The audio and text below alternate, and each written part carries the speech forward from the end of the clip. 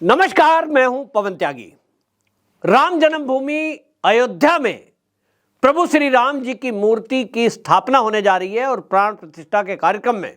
Congress confuse दिखाई दे रही है। जहां मल्लिकार्जुन खड़गे, अधीर रंजन चौधरी और सोनिया गांधी को कांग्रेस के प्रमुख नेता होने के कारण श्री राम जन्मभूमि जो तीर्थ क्षेत्र न्यास है उसने निमंत्रण भेजा था कि 22 जनवरी को प्राण प्रतिष्ठा में आप भी सम्मिलित होइए। इन्होंने ये कहकर मना कर दिया कि ये कार्यक्रम तो आरएसएस का है, ये तो बीजेपी का कार्यक्रम है। राहुल गांधी आजकल फिर से एक बार यात्रा पर निकले हुए हैं और उस यात्रा में नॉर्थ ईस्ट में उन्होंने एक जगह पत्रकारों के बात का जवाब देते हुए ये कह दिया कि 22 तारीख का जो प्राण प्रतिष्ठा का कार्यक्रम है ये तो राजनीतिक है और इसलिए कांग्रेस उसका बहिष्कार कर रही है। लेकिन वो कह रहे हैं कि हमने कांग्रेसियों को कह दिया है, बाकी नेताओं को कह दिया है कि उस दिन के अलावा आप वहां जाइए। अब सवाल यह है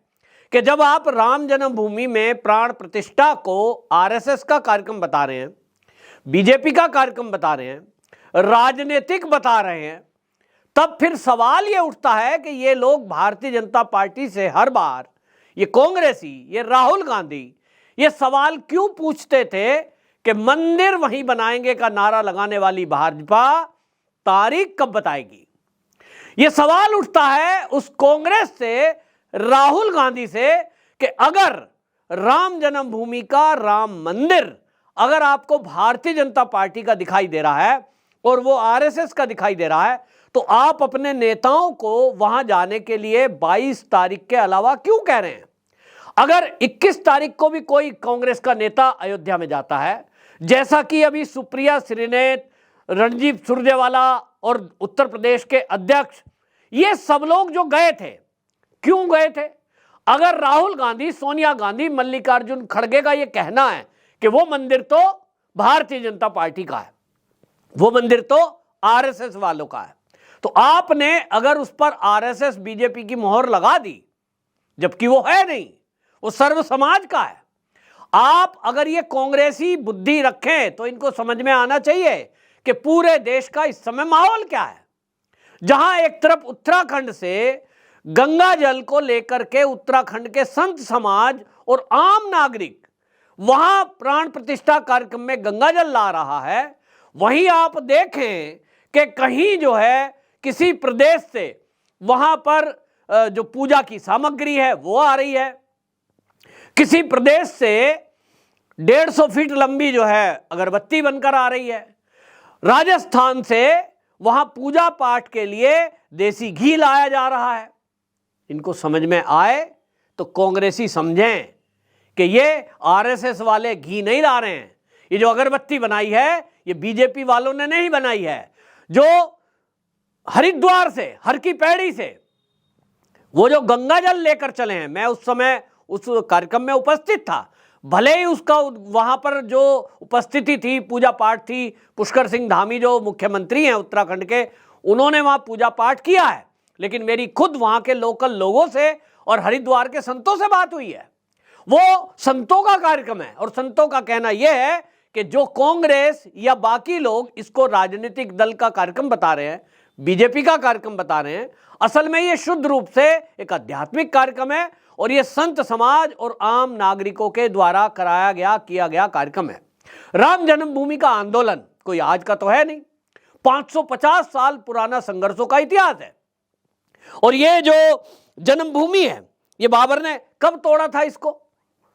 1528 से। इसको लेकर पहली जो लड़ाई है हिंदुओं ने वो कब लड़ी,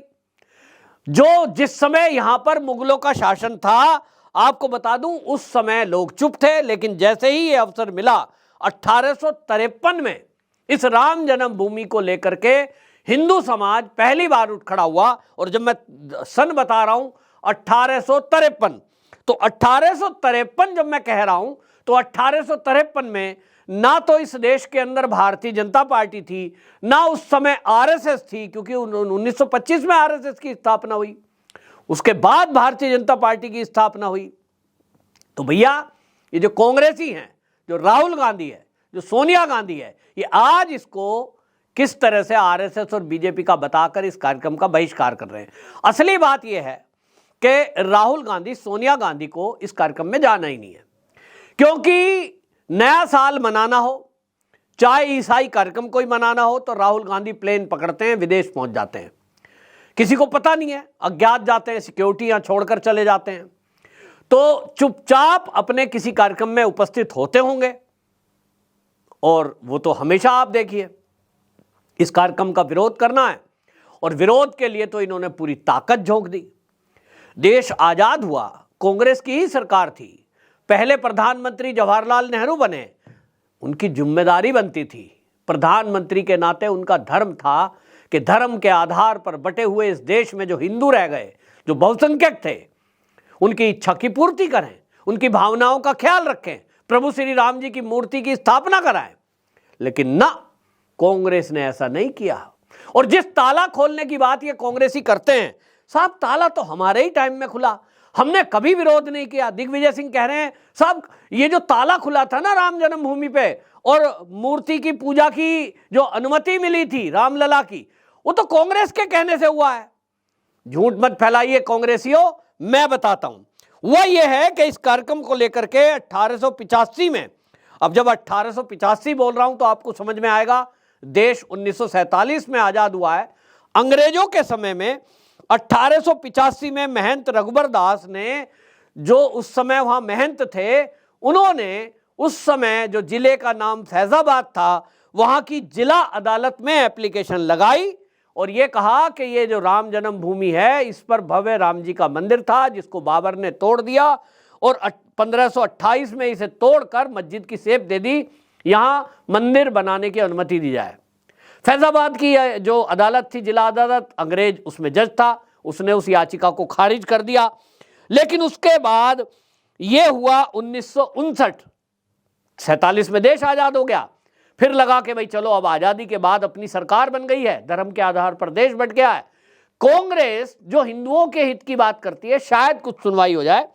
और इसलिए निर्मोही अखाड़े ने राम जन्मभूमि पे कब्जे की मांग करते हुए फिर से एक एप्लीकेशन लगाई 1959 में।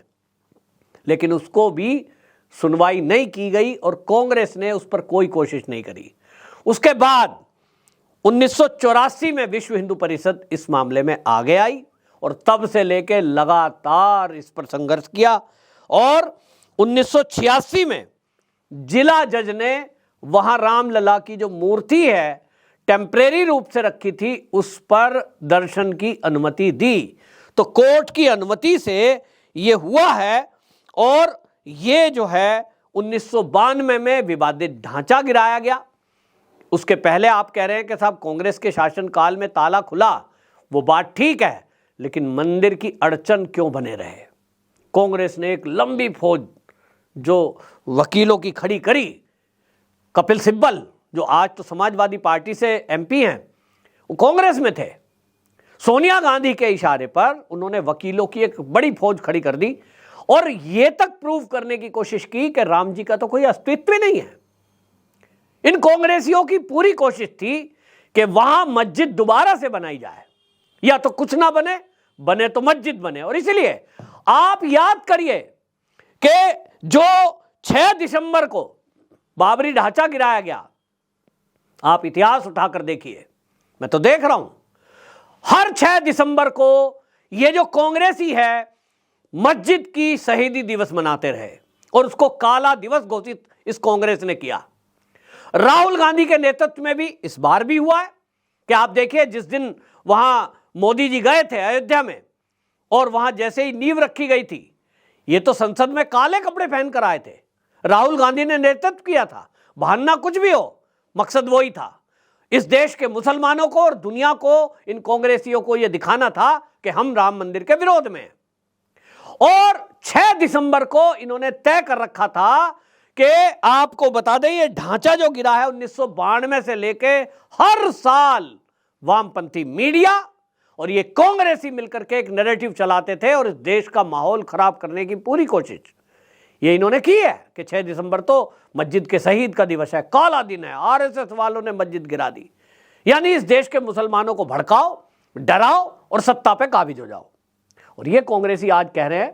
कि उद्घाटन का जो कार्यक्रम है ये आरएसएस का है, बीजेपी का है, इसलिए नहीं जा रहे हैं। अगर इस कार्यक्रम में मोदी जी नहीं जाते, इस कार्यक्रम से जो प्राण प्रतिष्ठा है, अगर इसमें विश्व हिंदू परिषद भी आगे ना होता, आप गारंटी ले लो एक भी कांग्रेसी तब भी नहीं जाता, क्योंकि इनको राम मंदिर से नफरत है, इनको राम से दिक्कत है, इनको मस्जिद से कोई दिक्कत नहीं है। इस देश में कितनी भी मस्जिद बने, कितनी भी जमीनें वक्फ बोर्ड कब्जा ले, इनको कोई दिक्कत नहीं है। कांग्रेसियों को प्रॉब्लम केवल हिंदुत्व से है, और इसीलिए इंडिया अलायंस के नेताओं के आपको बयान समझ में आए होंगे। कोई डेंगू मलेरिया सनातन को बता रहा है, कोई रामचरितमानस की प्रतियां जला रहा है, कोई राम जन्मभूमि या किसी मंदिर में ना जाने के लिए कस्में खिला रहा है। इस तरह के सारे दलों का गठबंधन यह है इंडिया अलायंस गठबंधन, जिसका नेतृत्व अभी तो राहुल गांधी करते दिखाई दे रहे हैं। तो इसीलिए एक भ्रम की स्थिति पैदा करके किन्हीं धर्माचार्यों की आड़ में कांग्रेस छिपने का काम कर रही है। हकीकत यह है कि ये जो कांग्रेस है,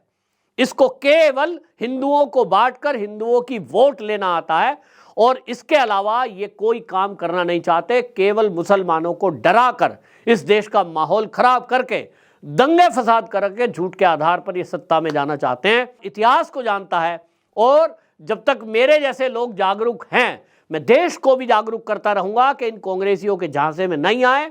2024 का चुनाव आ रहा है, राहुल गांधी प्रधानमंत्री बनने का सपना देख रहा है, लेकिन जब आप वोट डालने जाएं तो यह बात दिमाग में जरूर रखें कि एक कांग्रेस इस देश में है जिसका नेतृत्व राहुल गांधी कर रहा है, सोनिया गांधी कर रही है। ये वही हैं जो 1992 से लगातार 6 दिसंबर, जिस दिन बाबरी ढांचा गिरा,